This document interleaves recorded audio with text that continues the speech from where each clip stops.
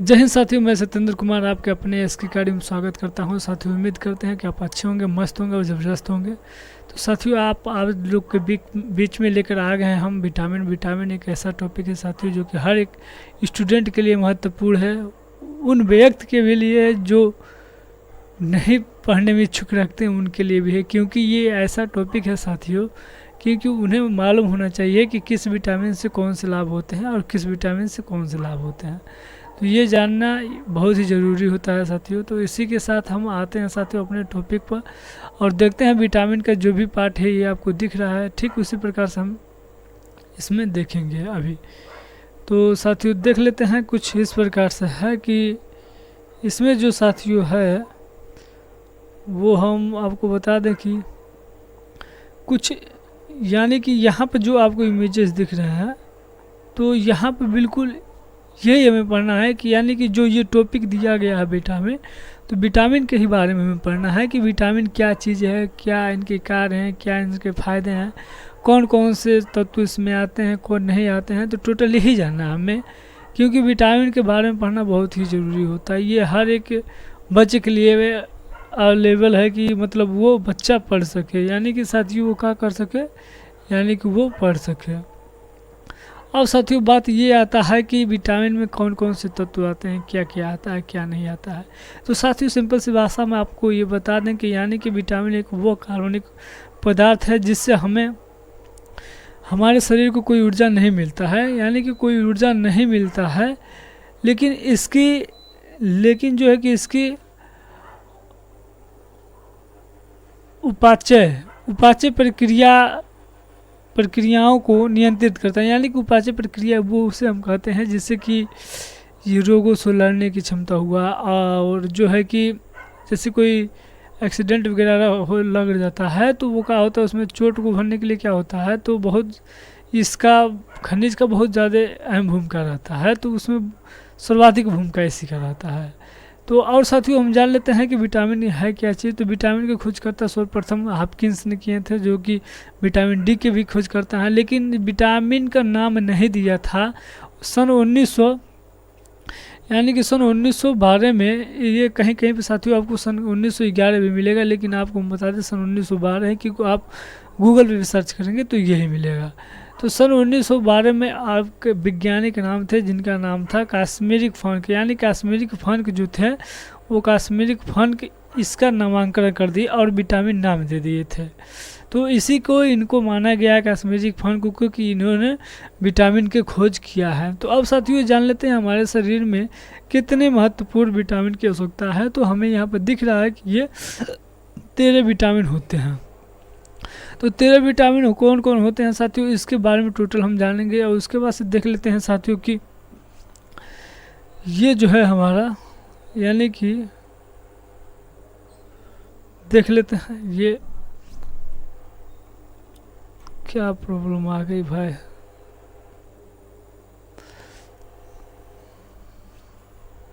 हाँ ये सही है।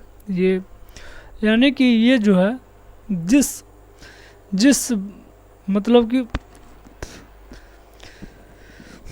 जिस भोजन को हम सेवन करते हैं, यहाँ पर लिखा गया है, यानी कि जिस भोजन का हम सेवन करते हैं उसमें अनेक रासायनिक तत्व मिलते हैं। इन रासायनिक तत्वों को पोषक में उपस्थित, यानी कि ये रासायनिक तत्वों को पोषक तत्व कहते हैं। हमें यह कह सकते हैं कि इस पोषक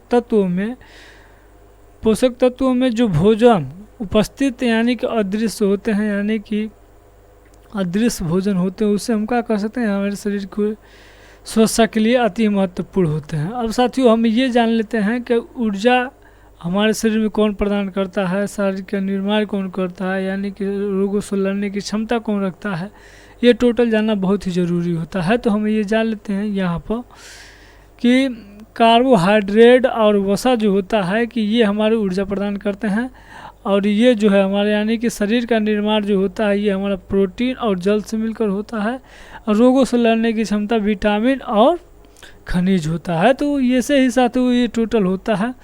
और जो है कि अब यहाँ पे देख लेते हैं, यहाँ जो है हमारा घुलनशील विटामिन जो होता है, यानी कि घुलनशील विटामिन कितने प्रकार से होते हैं, तो 2 प्रकार से होते हैं। एक जो है हमारा जल में घुलनशील और एक जो है हमारा वसा में घुलनशील, यानी कि जल में घुलनशील और वसा में घुलनशील, ये टोटल देख लें। यानी कि अब देख लेते हैं जल में कौन कौन से आते हैं और वसा में कौन कौन से आते हैं। तो जल में जो है हमारा बी और सी विटामिन आते हैं और बाकी जो बी विटामिन बढ़ जाते हैं, यानी कि ए हुआ और उसके बाद डी हुआ, ई हुआ, के हुआ, यानी कि टोटल जो होते हैं ये हमारे किस में आते हैं, यानी कि वसा में घुलनशील विटामिन होते हैं।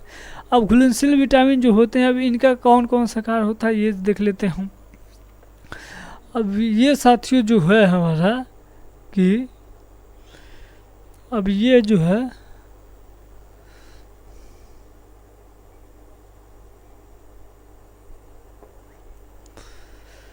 अब इसमें जो है साथियों, यानी कि घुलनशील विटामिन में जो है कि जल में घुलनशील विटामिन बी सी है। इन्हें प्रतिदिन हम भोजन के रूप में ग्रहण करते हैं, यानी कि नियंत्रित रहते हैं।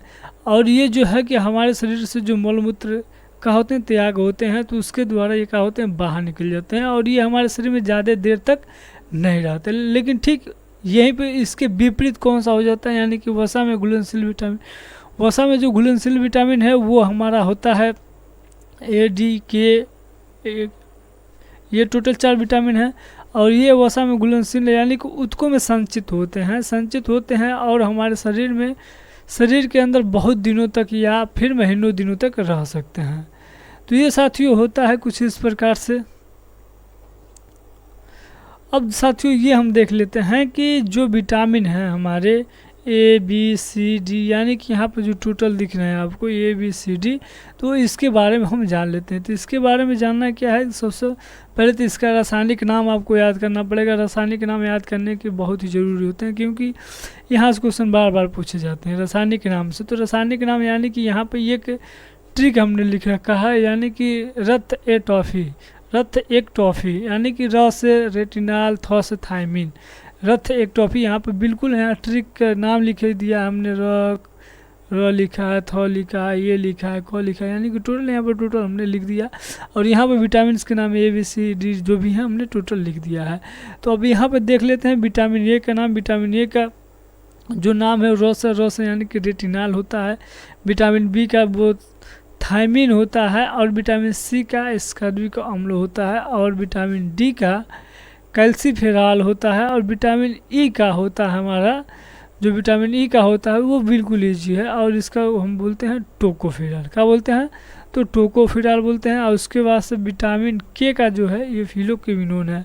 तो ठीक साथियों हम जान लेते हैं विटामिन विटामिन बी के 8 पार्ट होते हैं, वो कौन कौन से होते हैं ये देख लेते हैं। अब ये विटामिन बी के जो 8 पार्ट हैं वो हैं, एक तो विटामिन 1 है जो थायमिन के नाम से जाना जाता है, यानी कि विटामिन 1, विटामिन 2, विटामिन 3 है, फिर से विटामिन 5, विटामिन 6, विटामिन 7 है और उसके बाद से विटामिन 9 है, फिर 12 है। तो ये टोटल विटामिन बी के सब पार्ट हैं। तो अब साथ में इसमें जान लेते हैं कि ट्रिक से भी इसका भी है, थोड़ा न्यू पैंट पर बायो फंसा, यानी कि साथियों ये है कि ये थोड़ा न्यू पैंट पर बायो फंसा, थोड़ा ये एक शब्द हो जाता है, यानी कि एक वाक्य हो जाता है, जिससे आपको ईजी होता है कि आप उसे याद रखें। जब आप उसे याद रखते हैं तो थोड़ा एक एक वर्ड का काकड़े निचोड़ निकाले, यानी कि थो से जो है तो हमारा थायमिन हो जाता है और रा से जो है हमारा राइबोफ्लोक्विनोन हो जाता है, यानी कि राइबोफ्लोक्विनोन हो जाता है। ठीक उसी प्रकार न्यू से निकोटिनेमाइड हो जाता है या फिर क्या हो जाता है, नियासिन हो जाता है। अब साथियों जो है उसके नीचे जो है हमारा तो यहाँ पर हो जाता है पेंटाथोनिक अम्ल। क्या हो जाता है, पेंटाथोनिक अम्ल। और इसके बाद से जो हमारा B6 जो है हमारा, तो B6 जो है हमारा वो हमारा हो जाता है पैराडॉक्सिन। B7 जो होता है वो हमारा हो जाता है बायोसिन। क्या हो जाता है, तो बायोसिन। और उसके बाद से B9 जो हो जाता है वो हमारा फॉलिक अम्ल। अब फॉलिक अम्ल के बाद जस्ट ये हमारा आ जाता है कि अब B12 को बोलते हैं साइनोक्वाल्मी। तो साथियों ये था हमारा आज का टॉपिक और उम्मीद करते हैं साथियों कि आपको ये अच्छा सेशन लगा होगा। तो बस आज के लिए इतना ही। जय हिंद, जय भारत, जय मां सरस्वती।